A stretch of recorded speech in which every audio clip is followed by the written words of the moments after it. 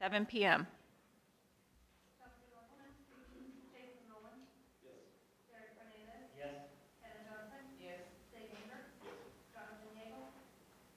Yes.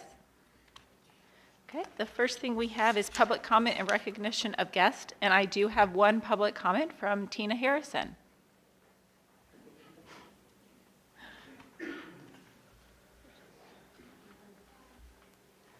Hi, most of you up there know who I am. I am the Director of Outreach. And the reason I'm here is just to let you guys know some of the things that we've got going on. And one of the major things is there's a new RX in Leroy. I don't know if anybody knows about them. Mm-hmm. But they have came to me and they want to do a vaccination clinic. So on our first one will be November 26th from 10 to 1. And as long as you have insurance, and I think he's going to work with people, we're not 100% sure what's going on there. But his first shots that he'll be doing is flu shots and COVID. And he will have flu shots. There's a different one for over the age of 65. It's called Something Plus. Okay. So that's going to be happening, and he wants to do it at least twice a month. So we will have that here in Farmers City. I printed up some flyers. I didn't know if this could get out to the parents, especially for the kids, because one of the things we did speak about was doing school vaccination. I know at one time there was a problem, all the kids getting their vaccinations, so that is something that he's looking at offering too. So I think it's going to be a really good thing for Farmers City and convenient, especially for our seniors or parents that can't get to the doctor during the week because it's going to be on a Sunday, like before and after church. The other thing is a senior program. They're coming up. I will give that to you. But we also are having a free CPR and first aid training. It is November 29th. From 11 a.m. to 3, you will be certified. You will get a certification. So if you have anybody in the school district that needs to be certified, it's free. That way it doesn't affect you guys at all. The other thing is Miss Burns came to me. She wants to do something once a month with the kids, something educational, something crafty.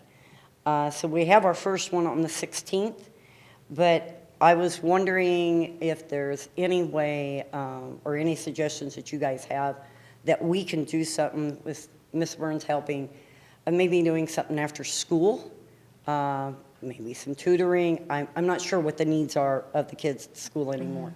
So if you have any suggestions, please forward those to me.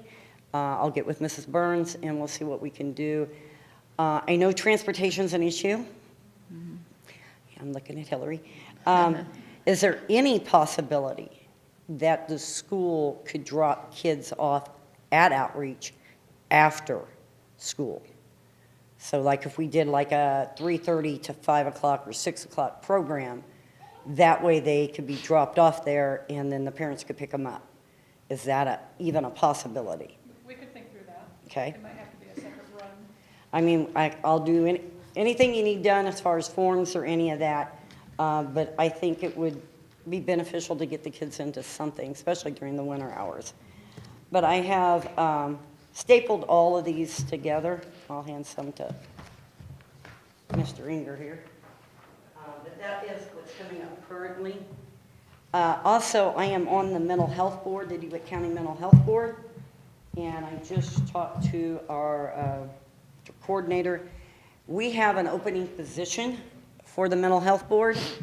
If anyone would like to put their name in the hat, please contact me, and I will forward it on to the other board members, and we will reach out to you. If we know someone with the mental health board, do they need to be from DeWitt County since it's? Yes, they do. Okay. They have some candidates out of Clinton, and of course, I'm shooting for one in Farmer City. We've got, well, I'm the only one on the board from this area, and I'm trying to draw as much attention as I possibly can because Farmer City seems to be the forgotten child in DeWitt County.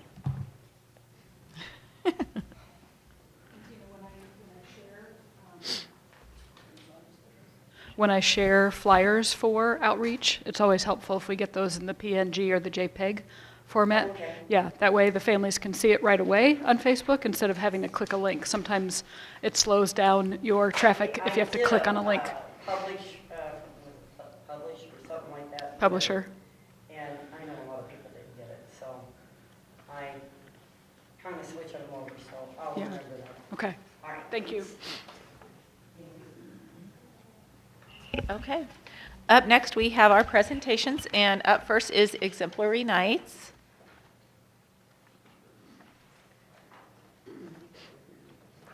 We're going to start first with our staff. Yep, I saw them come in. Hold on just a minute. Okay. For our Exemplary Night staff members, they have been recognized by their peers for their exemplary work. As a Board of Education, we want to thank these staff members for their efforts and positive impact on Blue Ridge. Please come forward as I call your name. Our staff member from Schneider Elementary is Emma McEwen.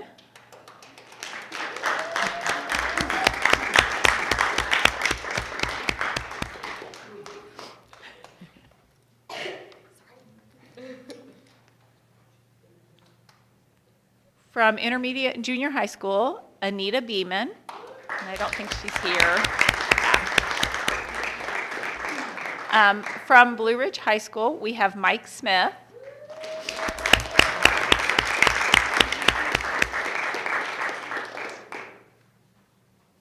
And from Transportation, we have Mindy Esther.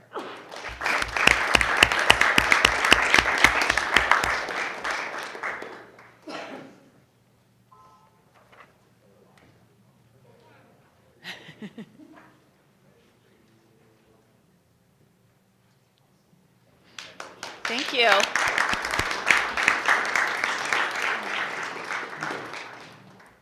Okay, up next we have our Exemplary Night students. These students are recognized for the exemplary actions that brought them to the attention of their teachers and principal. As a Board of Education, we appreciate the efforts and excellence shown by these students, and we want to thank them for a job well done. When I call your name, please come forward and then stay right up here so we can get your picture. From the high school, we have Lori Weiss.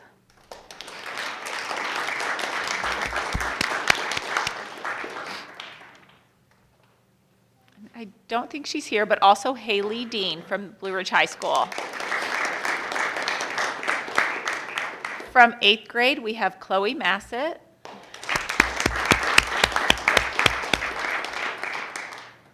Seventh grade, Annabelle Severns. She's not here either. 6th grade, Braxton Soliday. Look how happy he is. 5th grade is Hayden Bryant. He's here.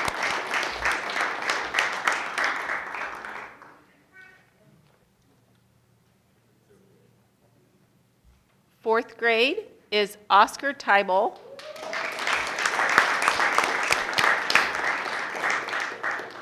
3rd grade is Gracie White.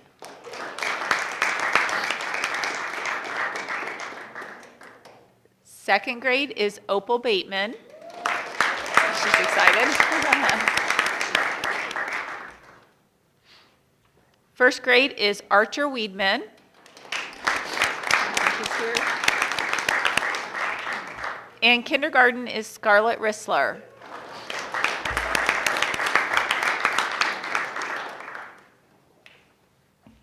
Okay.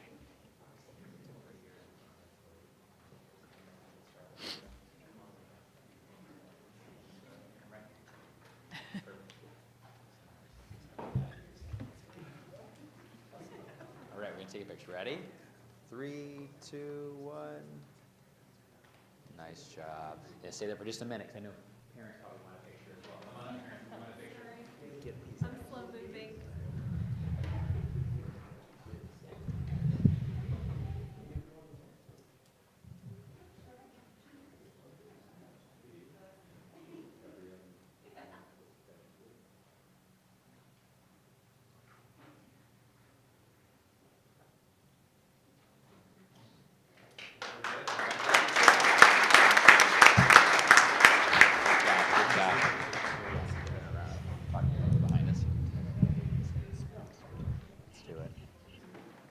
Okay, thank you to our exemplary knights. Okay, and they're gonna all start leaving. And here we go. Mass exodus. Okay, I'm gonna pause for a half moment as they all leave. Bert, you can't leave. Nice try. He's going in with the crowd. Chelsea called him out. Up next, we have communication. Alrighty, so a few things that arrived. Patrick Allen, who came and did our Trust Edge board training on October 30th, sent us an email to say thank you for our time and the dedication to being a board that trains often.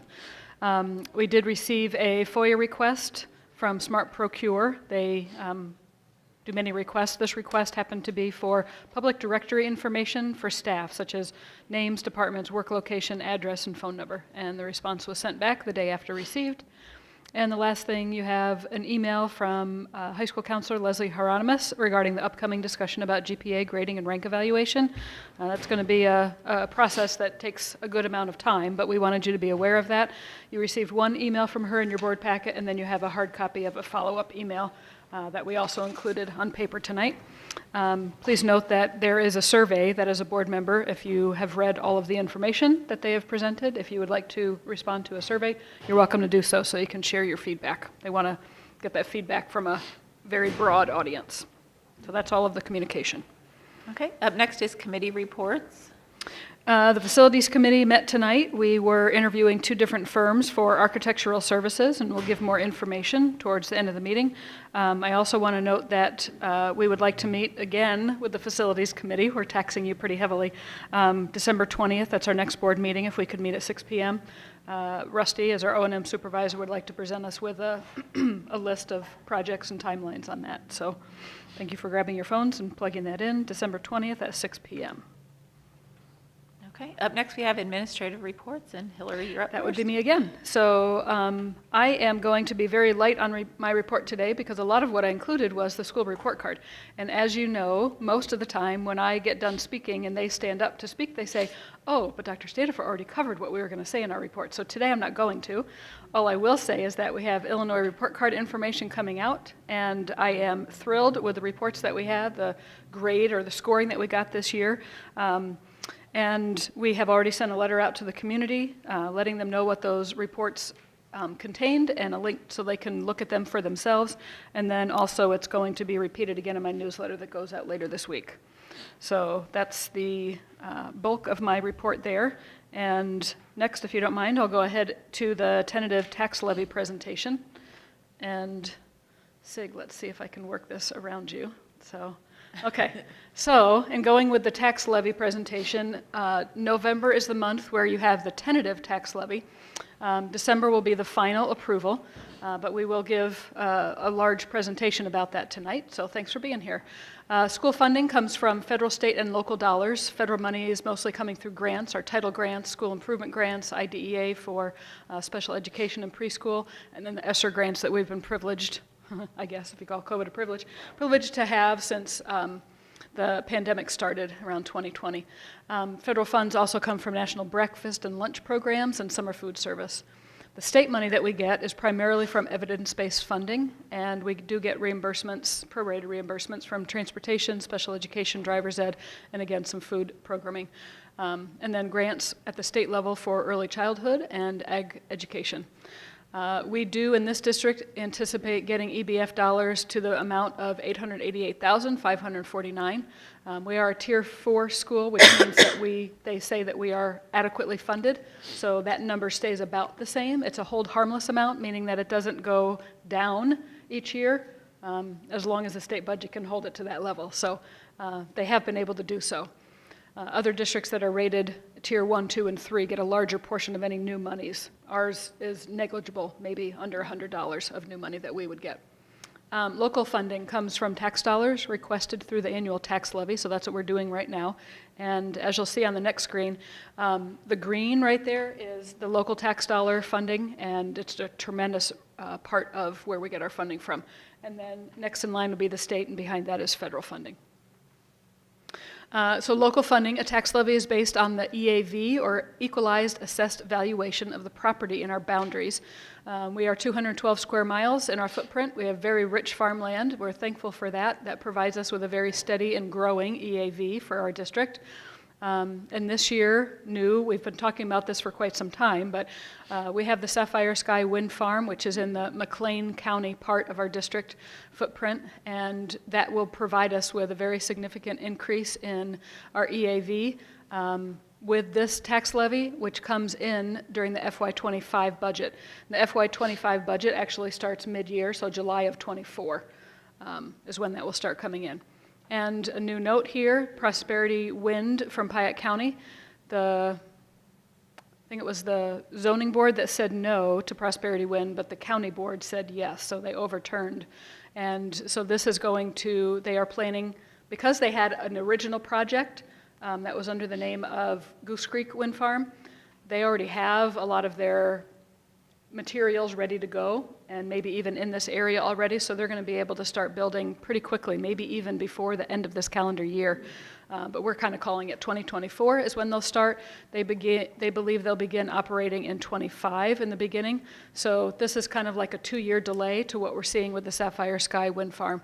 So the levy year of 2025 is when you're going to see, again, a very large increase, about the same size that we're seeing from Sapphire Sky, coming from Prosperity Wind, and that'll be for the FY27 budget, which means it starts coming in July of '26. Our EAV trends, you can see on the right-hand side. I tried to show you 10 years there, but you can see the significant amount of jump in EAV due to that wind farm. If we want to put some numbers with that, our fall estimated, and again, these are estimated numbers that I have to work with, so I don't get exact numbers, and as a math teacher, it kind of bothers me when I have to work with so many estimates, but that's the game that we have to play. So our fall estimated increase in EAV from last year is 22.8%, and that's due to the over $28.4 million in new EAV from Sapphire Sky. So that rose our 5-year average increase in EAV to 7.71, and the 10-year average increase is almost 6%. Levy proceeds, what happens to them? They're used as revenue sources across all of our funds except for, it doesn't go into capital projects. We transfer money into capital projects as we have projects and then we want to put money in that fund for.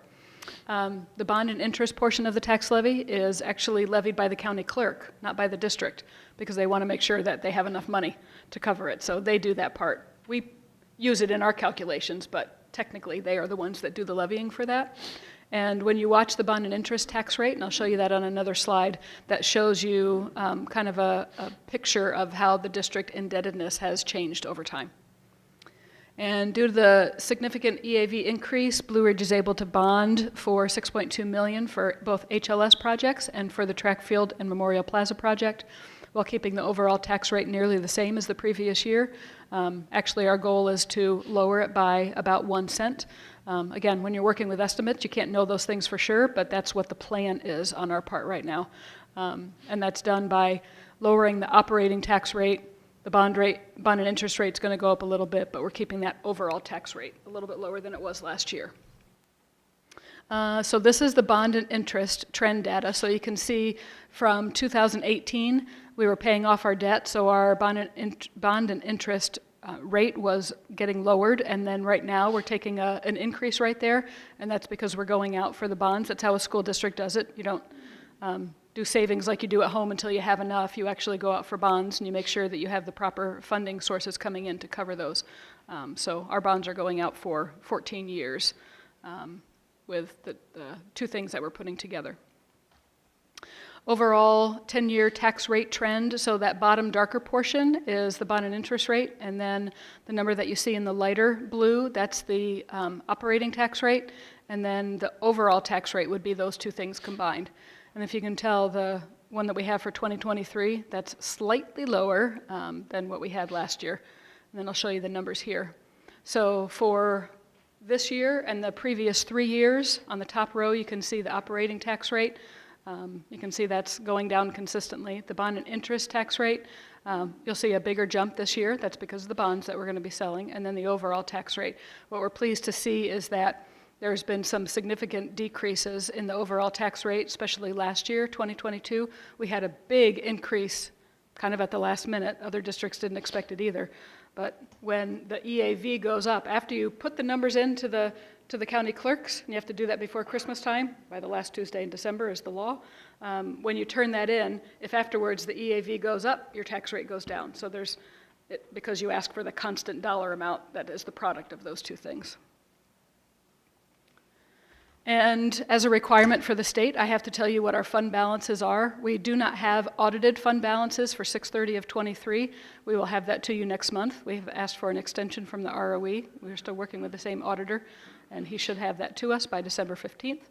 And then the balance on the right-hand side, you can see of where we were at the end of September for our fund balances. So you can see that we are in healthy financial shape at this point. And that is the presentation. If you have any questions, I'd be happy to try to address those. I thought that the hold harmless provision expired in the EBF. Nope, we're still there. That's good news. Yeah, it's very good. And some people thought that the wind farms coming in would mean that we would get less funding from the state. That's not how EBF, that was the formula that we had before. But that's not how EBF works, which is nice. But at the same point, one of the attractive parts for us in selling bonds is that we are not reliant upon state money. And so if something like that would go away, it's not really going to impact our ability to pay back our debt because we are locally funded significantly. Another question, what was the total percentage of local, I mean, it looks like it's 80% or so. Is that 8, 9, maybe even more than 80% for local funding? Will you give me a moment to try to find that? That's on a separate spreadsheet. I always say I don't remember numbers well because I know how they work. Haha, that's a math teacher joke. Let me look that up for you, Sig, and I'll answer that as other people are doing their reports. Are there any other questions for Hillary? If not, Ryan, if you want to start while she looks up data.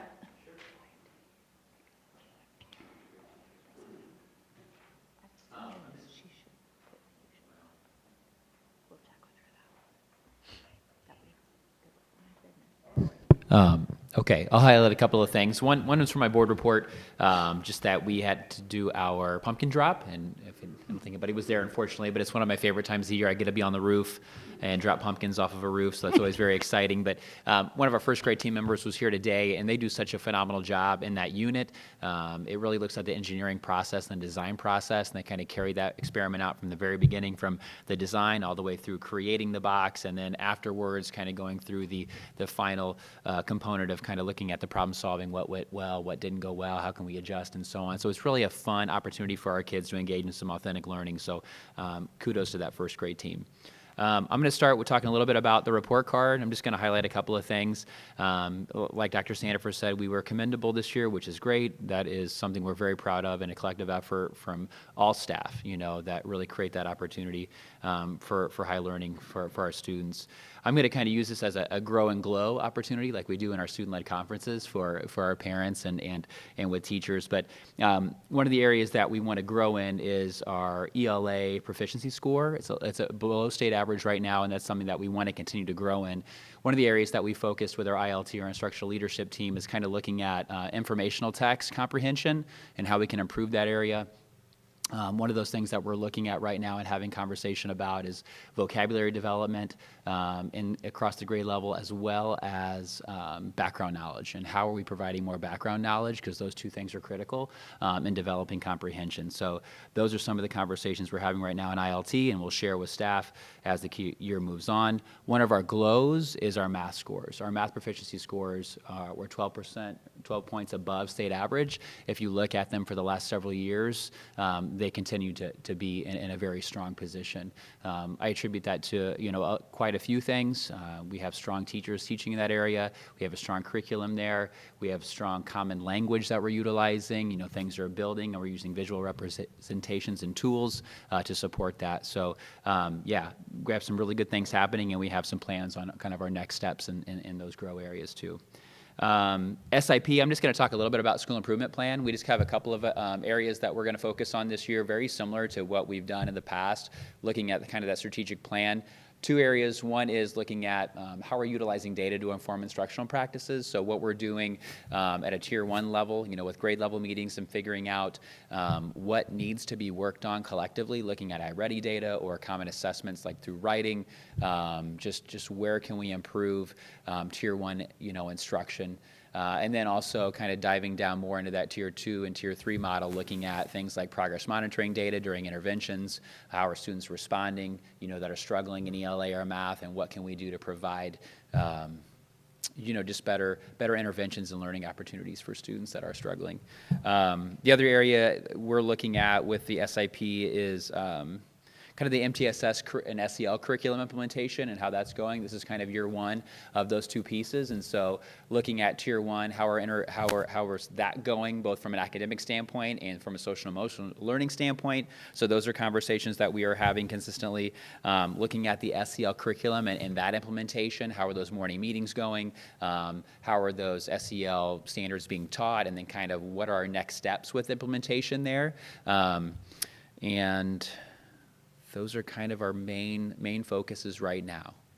Yeah.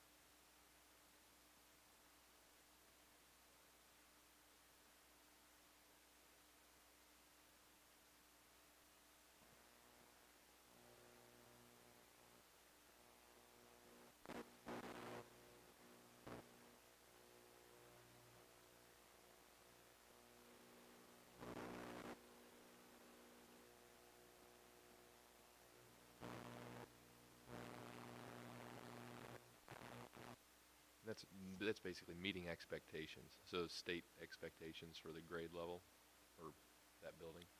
Unless I'm misunderstanding. Oh, that is, right.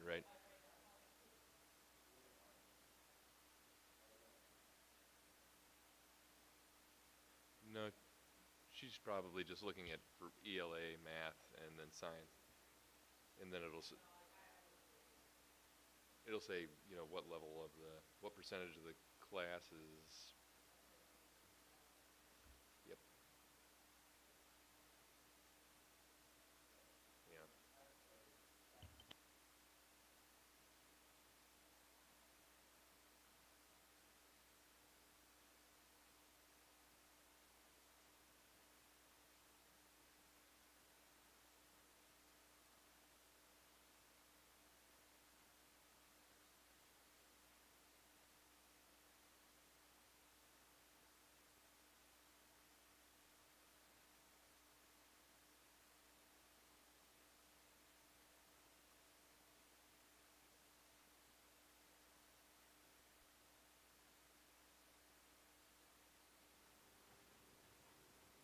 And then you have the rest of the reports in your board packet for curriculum, technology, O&M, transportation, and food services.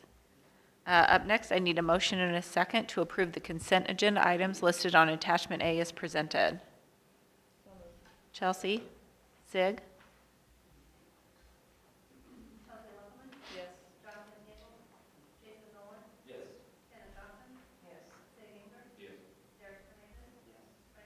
Yes. Okay, up next, we have old business. First up is the resolution providing for the issue of not to exceed $6.17 million general obligation school bond series 2023 of Blue Ridge Community Unit School District Number 18, DeWitt, Piatt, and McLean Counties, Illinois, and for the levy of a direct annual tax sufficient to pay the principal and interest on said bonds. Nicely done, Francie. Any longer. That was a lot, but legally we need to say all that. So this is basically our final step for selling bonds. There's been a lot of behind-the-scenes work with bond rating calls and due diligence calls.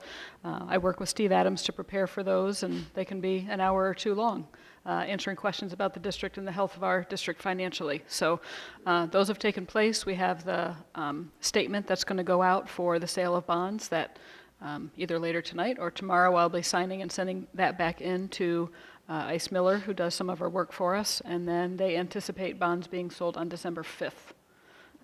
So this is a question for you, your final time to say if you would like to approve that bond sale. Okay, do we have any questions or discussion? We've been talking about it for a long time. Okay, if not, I need a motion and a second to approve the resolution providing for the issue of not to exceed $6,170,000 general obligation school bond series 2023 of Blue Ridge Community Unit School District Number 18, DeWitt, Piatt, and McLean Counties, Illinois, and for the levy of a direct annual tax sufficient to pay the principal and interest on said bonds as presented. Chelsea? Second. Kenna? Jonathan Gable? Jason Rowland? Yes. Kenna Johnson? Yes. Sig Ainton? No. Derek Hernandez? Yes. Chelsea Lovelman? Yes. Francie Miller? Yes. Okay.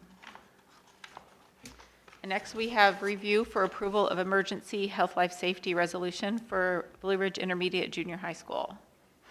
Okay, thank you. So we have had a situation that you are aware of over in Mansfield where we have one of our systems for HVAC on the roof that lost 5 of its 6 compressors completely, and number 6 was not fully operational. We've been advised by TMI, Thermal Mechanics out of St. Louis, that it would not be wise to replace the compressors only. They advise that we replace the whole entire system. Some of the things that we're running into since making that decision, that the system that they can supply us now is larger than the system that was previously there, and they had been placed so tightly next to each other that we're going to have to do some electrical work to be able to house that new system. Additionally, we have to do approximately $29,000 worth of cleaning of our internal cassettes inside the building before they will start that work. And Rusty was very diligent and asked if our local company, United Mechanical, who's approved to do work on these specialized systems, if they could do the cleaning and then be approved by TMI, and the answer was not if you want to have your warranty. So we are looking at a significant expense to be able to replace this unit. Currently, we're very thankful for the moderate temperatures that are existing because we have a northwest portion of the building that's not being serviced by heating or cooling. That affects one sixth grade classroom, our technology room that Andrew Weedman teaches in the afternoon, our band room, also the library, the vestibule area, the office suite, and the conference room. So they are making do on some of the colder days. Space heaters are going, and we're doing what we can until we can get all of those things aligned. But what we would like to do, I know we talked about this at our special meeting on October 30th before our training, but there are some additional paperwork steps that we have to take. So if we approve this resolution, that'll allow us to submit this to the ROE, who will submit it to the state. We're tentatively approved for emergency HLS situation. With this tonight, when I turn this in, hopefully they'll say yes, which gives us the ability to spend out of Fund 90 for all, but it's just going to be a portion of this project. So that's what your approval would do tonight. Okay. Are there any questions? Okay. If not, I need a motion and a second to approve the Health Life Safety Emergency Board resolution at an estimated cost of $120,000 for the replacement of Daikin System 1 at Blue Ridge Intermediate Junior High School using available funds from both Fund 20 and Fund 90. Derek? Jason?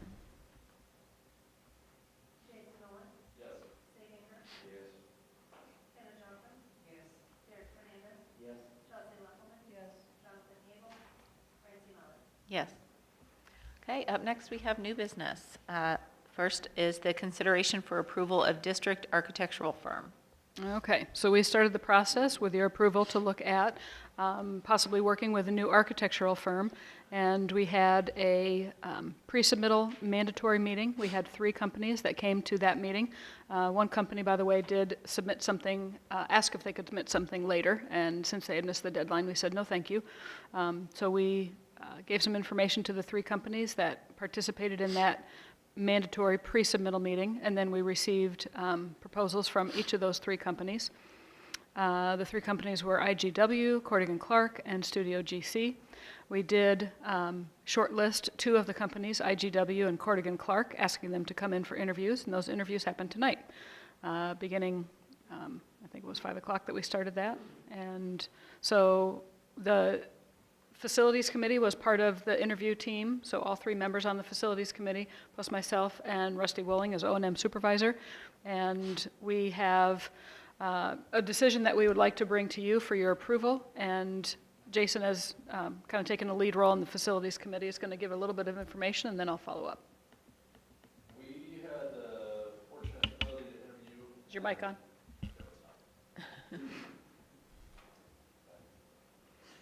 We had the fortunate ability to interview 2 different groups tonight, and they both presented very well in an interview presentation fashion. We had IGW and Cordigan Clark.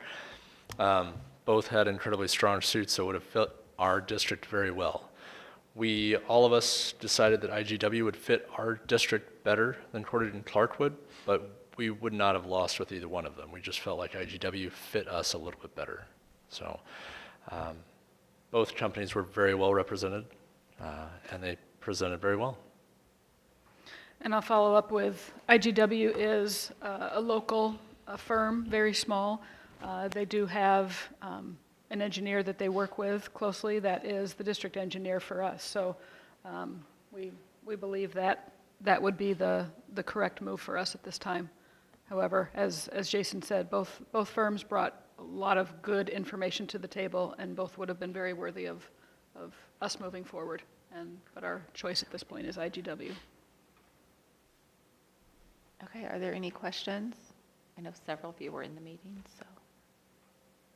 Chelsea? Okay, if there's no questions, I need a motion and a second to approve the Facilities Committee recommendation to select IGW? IGW architectural firm for architectural services for Blue Ridge CUSD number 18 as presented. Sig? And Chelsea?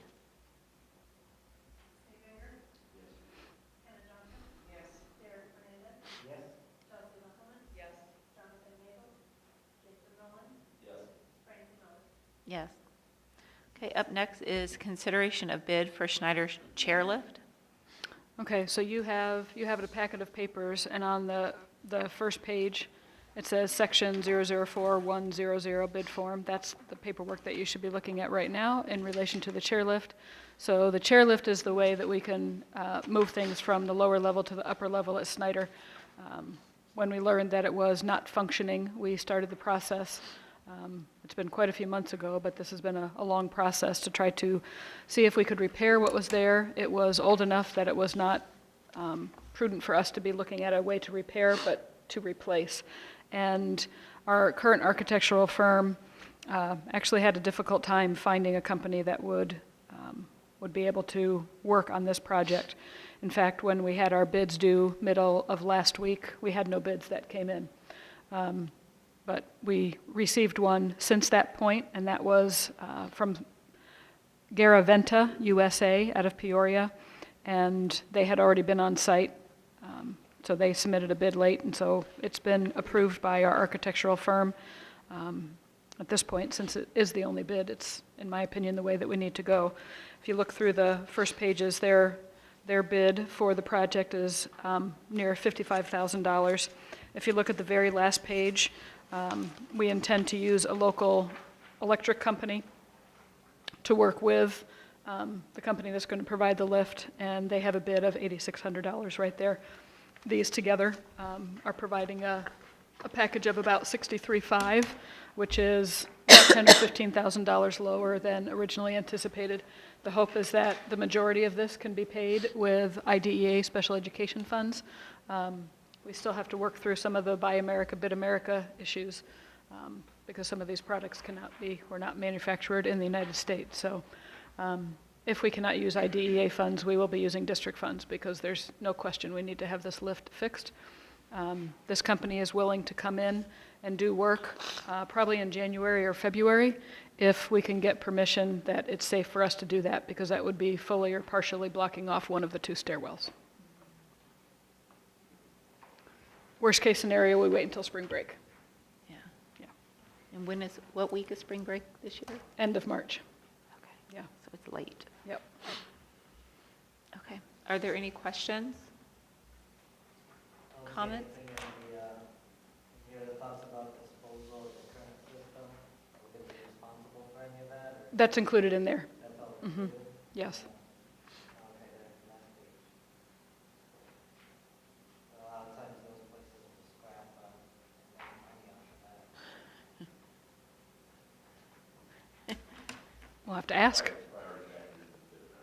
Oh, okay, yeah, they like the cost, but that's you're right.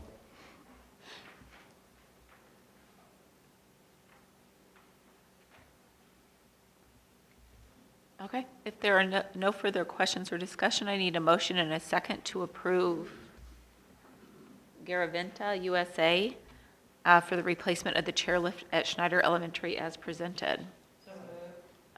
Oh, everyone is so excited. Derek, I'll give it to you. Second, Kenna. You really were third.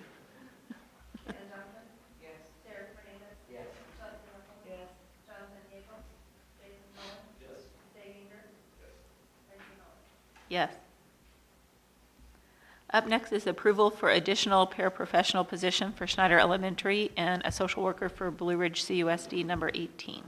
So you had quite a bit of information on your action sheet for this situation. We have a significant number of behaviors at Snyder Elementary that I would just say are changing Mr. Payton's day on a regular basis. In fact, we've asked Paige Trimble to be over at Snyder, available at least 3 days a week, if not 5 days a week, to help out. So they are dealing with some significant behaviors. We're not alone in this situation. There's a lot of aftermath from COVID that kids are still dealing with, and that's coming into our school buildings, and we're having to make sure that we're handling that in the right way. So, for example, we have some students that at lower grade levels that are on plans to work for 15 minutes and then take a break for 5, and try again for 15 minutes and take a break for 5. A lot of that work takes extra hands on deck to make sure that's happening, because you might not have one student with those needs in your classroom, you might have 2 or 3. And our goal is to keep them inside the classroom, not pull them out. So in order to do that, it takes a little bit more effort. We do have a new special education administrator in the district this year. It has been Christine. Christine retired a number of years ago, but she was still working for us. And they've moved her to a different district. They brought Blair Green in for us, but Blair's only here 2 days a week. She's already made it known to Scott Hogan, who's the administrator for Tri-County, that we are probably a district that needs 5 days of special education administrative services, and they're working toward that end for next school year. That can't happen mid-year very easily. They're also stating that our social work services, even though we've increased it from 3 days to 4 days to 5 days, we have a 5-day-a-week social worker from Tri-County. It's also noted that at this point, with the population that we have, that we're not right-sized there yet either. And Kenna even asked the question, why don't we have a social worker in every building? That would be a dream. At this point, I'd love to have 2 for the district. So with you giving permission, that gives us the ability, if we can find that person, that's another huge thing. Tri-County doesn't believe they can find that person because they've been looking for a long time. So we will try, but with your permission to go in that route, we'll be able to do that if we can move quickly. The other thought is, since we know that it's probably unrealistic to think that we're getting a social worker this year, the thought is that perhaps a paraprofessional would be helpful, to have more hands and eyes, ability to help teacher-wise, going between classrooms to help where that need is. That would potentially relieve a little bit from Ryan's plate so he can do some of his job, the other portions of his job while he's there. It does, Mr. Payton's he has a high priority to get into every classroom every day. And I don't think that that's something that he's able to do at this point. And he's not one to call out for help very often, but it's time that we address what's going on there. So if we have your permission to look for a paraprofessional, again, I don't know that we'll be able to find one, but if we can, that would be fantastic. If we happen to win the lottery and we have both somebody for the paraprofessional position and the social work position, I think we could use them. But if we want to consider reducing that paraprofessional position at the end of the school year, we have the ability to do so. So that's what this request is for. And again, not very realistic that we'd be able to fill those positions or fill them quickly, but the need is there. I would be interested if when we do find the para or the social worker, if we can keep track of, and I'm sure we are doing it, but I'd like to see the data on, did it reduce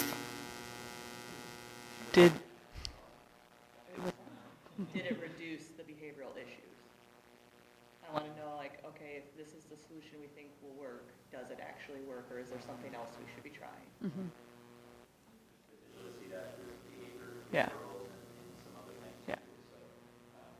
But I would want to see, like, at the end of the year, like, did it actually?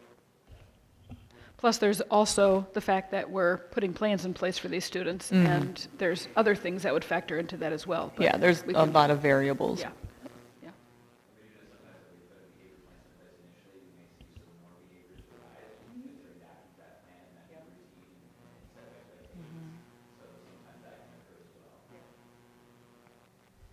Who would be employing the social worker? Would it be Tri-County or the school district? That's a good question. I've not had that situation before in my role, so that's something that I would want to talk to Scott Hogan about, because typically they come from them. But I know that Clinton, I believe that they employ their own psychologist, whereas we employ ours through Tri-County. So I'm not sure if that's, how many days a week you want, if that determines who they get hired by, or I'm not sure if the social worker would have an opinion on that either, if they would want maybe more stability through Tri-County.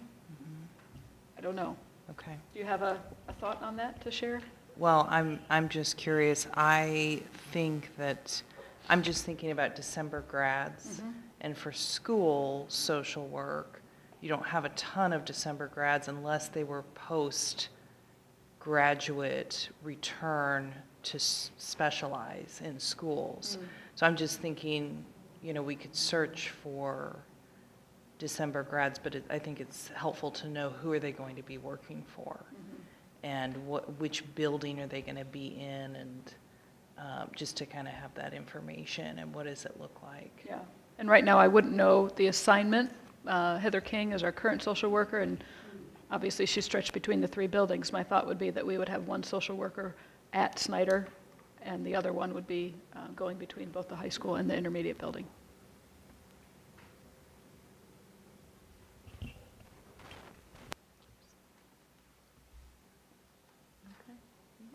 Anything else? Okay, I need a motion and a second to approve the addition of a paraprofessional position at Schneider Elementary and an additional social worker for Blue Ridge CUSD, number 18, as presented. Chelsea? Jason?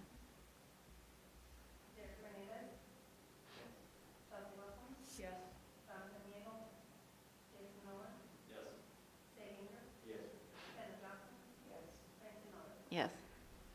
Okay. Up next is a discussion for approval of the tentative tax levy and set the date of December 20th, 2023 for the truth in taxation hearing and the approval of the tax levy. And the numbers that you've been waiting for, SIG, would be 88% local funding, 7% state, and 5% federal. 88, 7, 5. Okay. If you have a way to change that, we would love to hear it, so. You know, to where the state and federal Less would give us local. more money.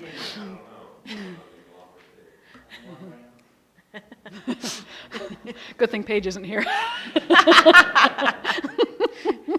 Maybe I'm she's sure in her listening. free time, Paige will write more grants. Yeah. Yeah. Poor Paige. So this is to formalize the presentation that you heard on the tentative tax levy. And again, this is not the final one.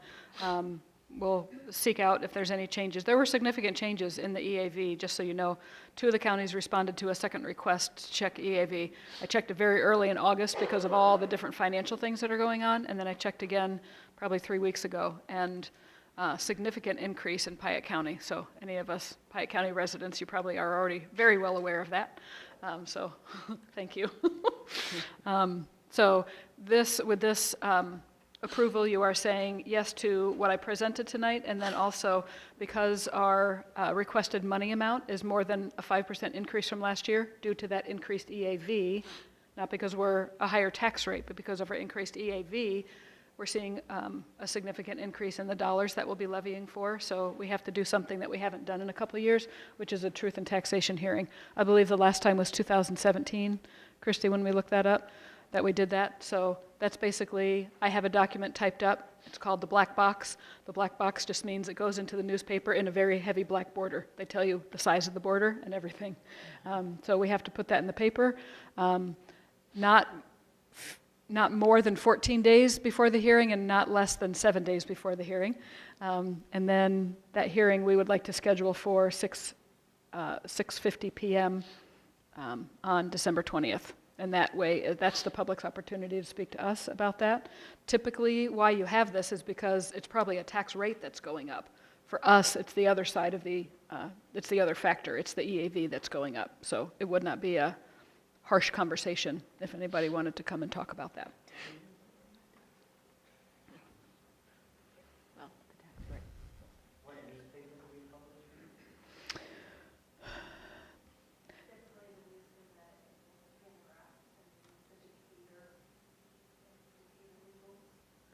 And we, Decatur, Herald, yeah. We will have to make sure, we haven't talked about this yet, but we have to make sure since we're we're basically divided well between our 3 counties, we'll have to hit all 3 counties for our announcement. So to make sure I understood it correctly, so it's because the EAV is increasing by what percentage?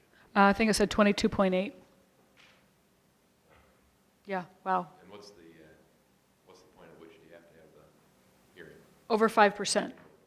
We're a little bit over 5%. So a lot of districts make sure that they don't hit that 5% mark because they don't want to do a truth and taxation hearing because they know the public would not be appreciative of that. Some districts do a truth and taxation hearing every year, even when they don't need to. So it kind of numbs the public, I guess, to the fact that you have one. We don't do that practice. We have one when we need to, and this is when we need to. And we'll need to in a couple years again, too, when the second wind farm comes in. Okay. I need a motion and a second to approve the tentative tax levy and set the date of December 20th, 2023 for the Truth in Taxation hearing and the approval of the tax levy for Blue Ridge Community Unit School District Number 18 as presented. Derek? Seconded. Chelsea? Yes.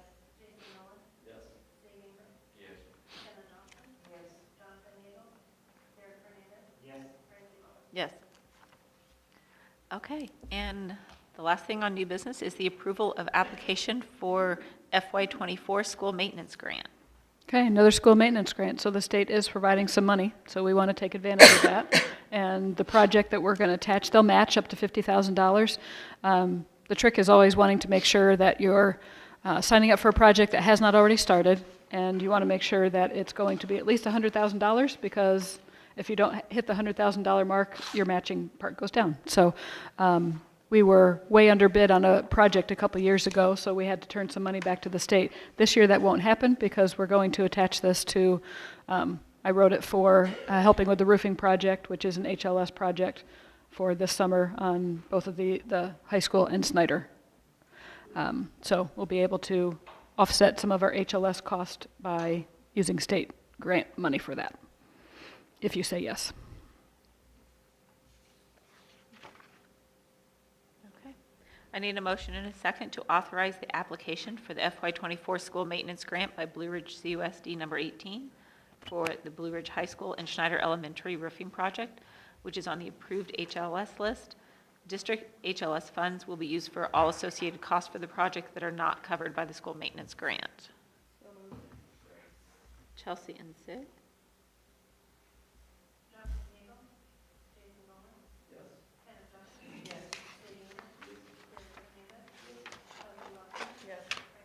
Yes.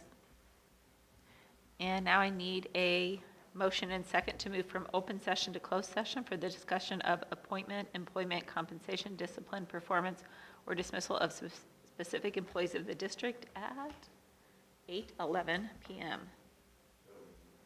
Sig? No one else? Seconded. Chelsea? Yes. Yes. Oh. No, I wasn't calling you. Yes. Yes. Okay. They turn us off. I'll just say this. Ask Jason to turn on his microphone. My brother did send a text saying, please thank Hillary for telling him to turn on his mic. And he is in Vegas at a work conference. Like, why are you even watching us? That is some dedication. No, annoying.